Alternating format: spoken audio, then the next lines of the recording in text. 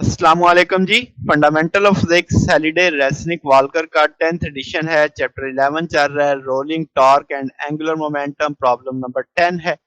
वो कहता है एक हॉलो स्फीयर है जिसका रेडियस 0.15 मीटर है। रोटेशनल इनर्शिया दे दिया, सेंटर ऑफ मास में रोल कर रहा है without slipping at the incline 30 degree.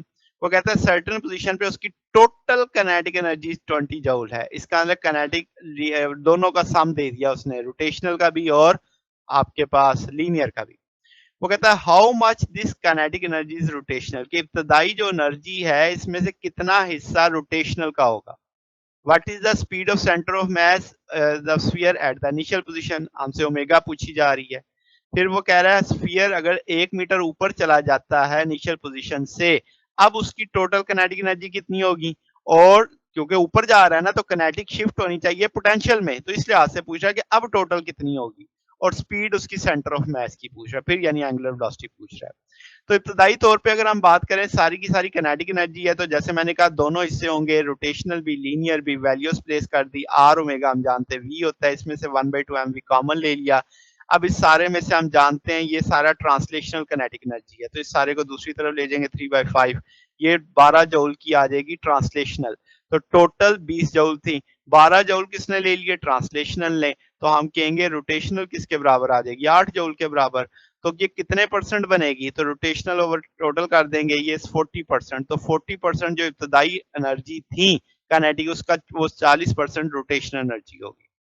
अब क्या जनाब, स्पीड मांग रहा है, तो हम जानते हैं रोटेशनल एनर्जी 1/2 आई ओमेगा होगी। यहाँ से आई भी पता है, ओमेगा भी पता है, तो ओमेगा निकालना है। आई की वैल्यू डाल दी, रोटेशनल की वैल्यू डाल दी, सारे को सॉल्व करेंगे 20 रेडियन पर सेकेंड।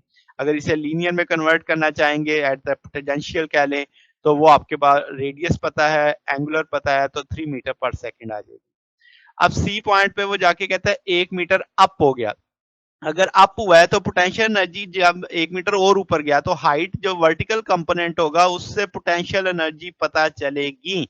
तो वो हम कहेंगे एच साइन 30। तो ये देखिए मैंने लिखा है कि एच बराबर है 1 मीटर साइन 30, ताकि उस मुकाम से उसकी पोटेंशियल कितनी बड़ी। तो 0.5 मीटर की हाइट ली उसने, फिर वर्टिकल हाइट जिसे कहेंगे, जिससे पोटेंशियल पता चलेगी।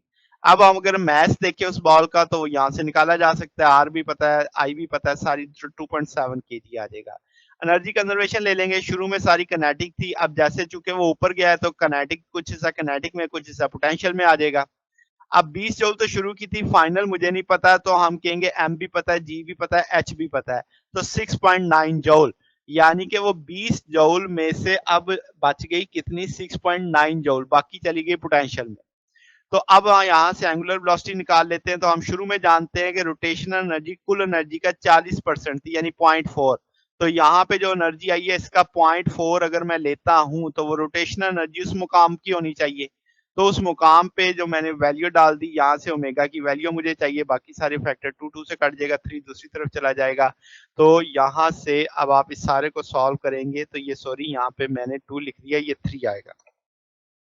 तो अब आपके पास यहाँ से ये 3 इधर चला जाएगा, बाकी सारी चीजें भी दूसरी तरफ आ जाएंगी। एम की वैल्यू भी पता है, आर की वैल्यू भी पता है, तो ये 12 रेडियन पर सेकंड स्क्वायर होगा।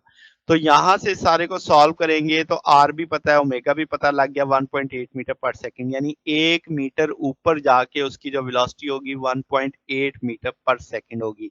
अब ये बता रहा है ना कि वेलोसिटी कम हुई है, मैथ में तो बदलाव नहीं आना था, वेलोसिटी कम हुई है तो काइनेटिक एनर्जी भी कम हुई है, जो यहाँ से समझ भी आ रही है। तो ये जनाब हमारे पास सोल्यूशन है। अगर आपको इसमें कोई बात पूछनी हो, डाउट हो, तो नीचे कमेंट्स में पूछ सकते हैं। वीडियो अच्छी लगी हो तो वीडियो को लाइक कीजिएगा, दोस्तों के साथ शेयर कीजिएगा, चैनल को सब्सक्राइब कर दीजिएगा। अब तक के लिए इतना ही, बाकी इंशाल्लाह नेक्स्ट देखेंगे। ओके, अल्लाह हाफिज।